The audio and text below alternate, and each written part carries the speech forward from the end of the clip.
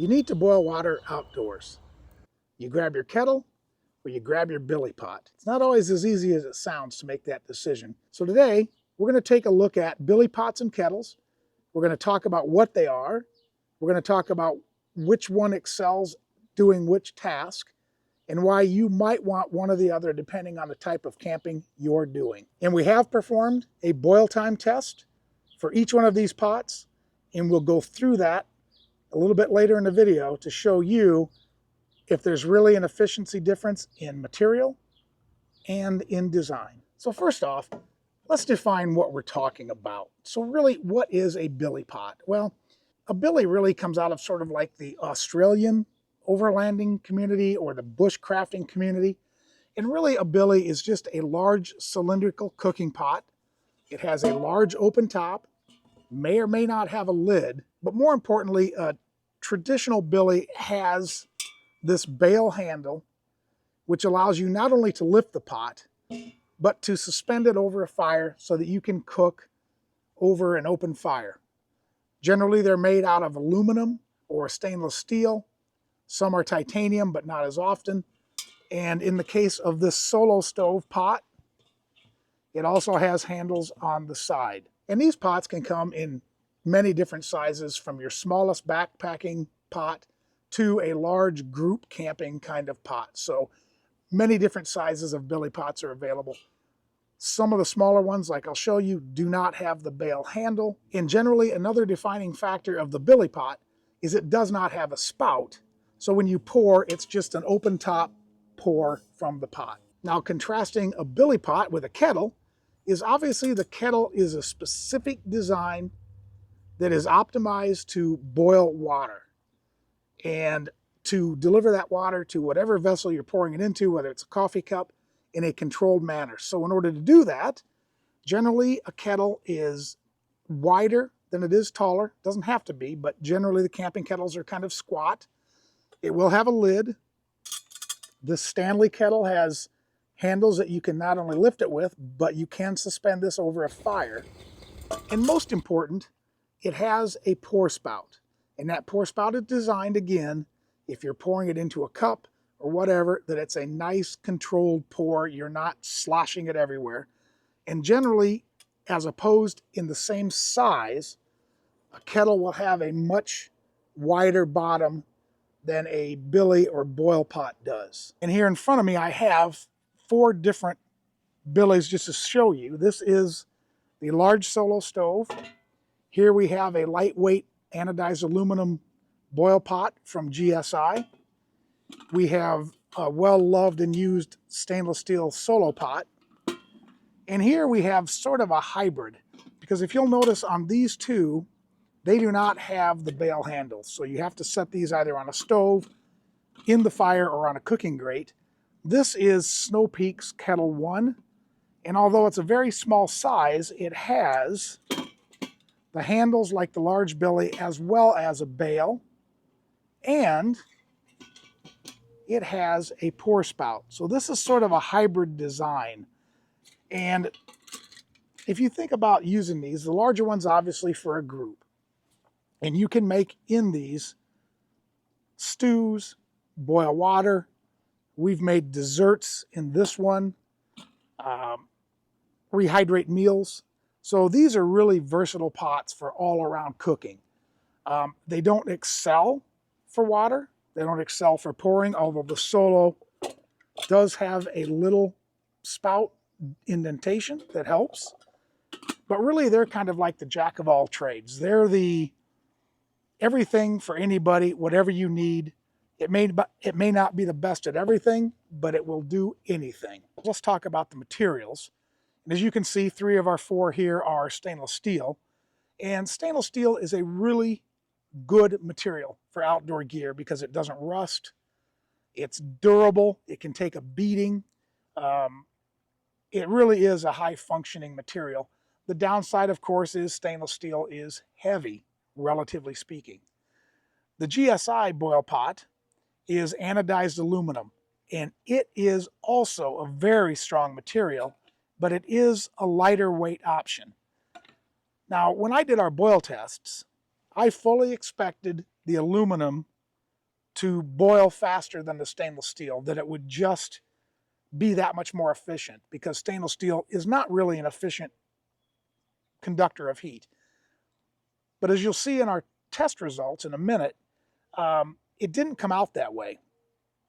And I think the reason is that all three of these smaller pots have a bottom that allows the heat coming from the stove to hit the pot, but then dissipate around the pot very quickly.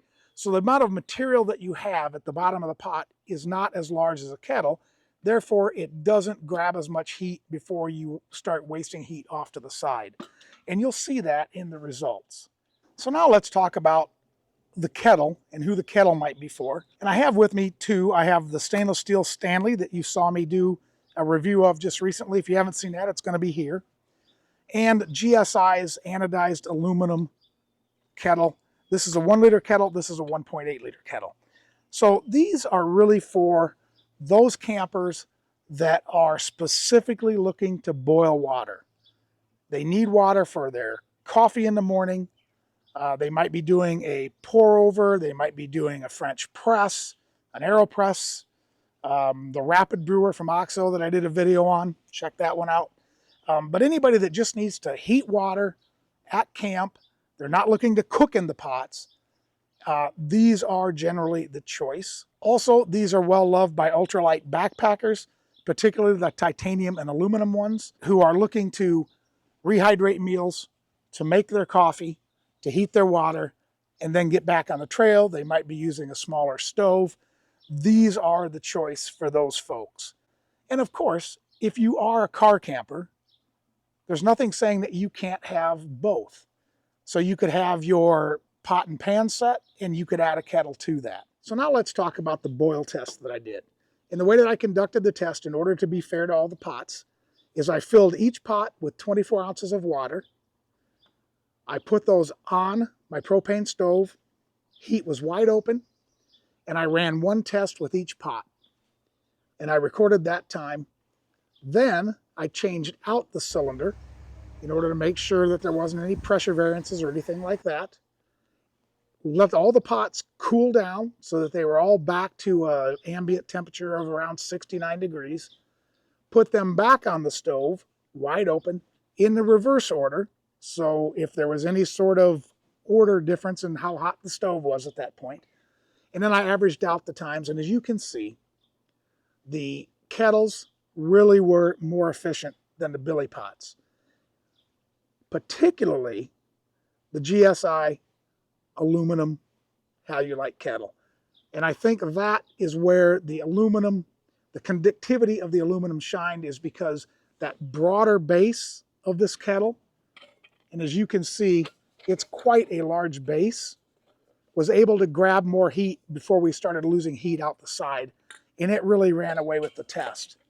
And if you are an ultra lightweight backpacker and fuel consumption is extremely important, then GSI also makes this kettle with a heat sink on the bottom that is advertised to increase your boil time by 30%, or lower your boil time by 30%, I should say. So that might be an option if you are really counting the ounces in the fuel burn. So now let's kind of talk about the pros and cons, or the benefits of each one. I think from the standpoint of versatility, I think the billy pot is clearly the winner in that one. You can cook in it, you can boil water as well, but it's just kind of the jack around all trades. Now, for a beverage pot, for speed of boiling, fuel use, when boiling water, and pouring accuracy, the kettles win hands down. From a weight standpoint, I think that's a toss-up depending on the material that you choose, whether it's titanium, aluminum, stainless steel. You can kind of manage the weight and the durability balance however you choose. From a price standpoint, I'm going to link everything below so you can check them out for yourself, but very similar. One is not extremely more expensive or cheaper than the other. Durability, of course, depends on your material, but I think anything that we have here today is going to be highly durable and last you for quite some time. And packability is also an issue. With the Stanley kettle, you cannot get your butane canister into it, but the GSI Halulite, whether you get the 1 liter or the 1.8 liter, has an opening big enough to put a butane canister into, as well as the billy pots that we have here will all hold the canister. And the Solo stove is actually sized, let me show you, that this is the Solo stove light.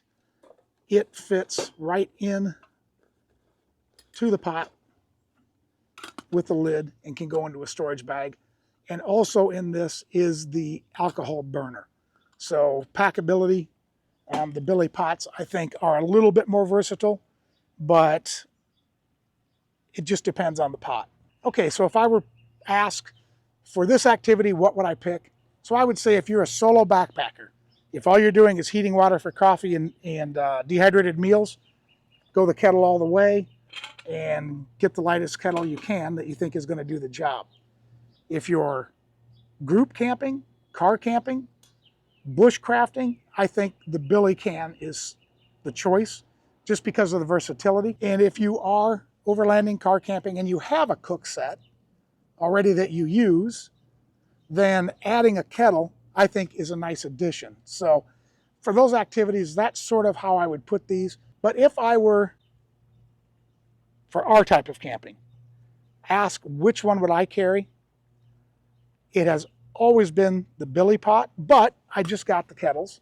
So I'm not saying that I won't switch that down the road, because there are times when we're doing long distance and we're trying to keep the weight down in the Jeep that we do rely on dehydrated meals. And in that case, the kettle will probably be the choice. But I'd love to hear what you think. Are you a kettle person or a billy pot person, and why? So I hope you've enjoyed kind of getting a outline of what these are for, seeing the efficiency difference in a kettle versus a billy pot versus the versatility benefit of the billy pot. And if you do like this type of content, please hit that sub button in the lower right-hand corner, share it with your like-minded friends, and give us a thumbs up. And as always, take care, and we'll see you outdoors.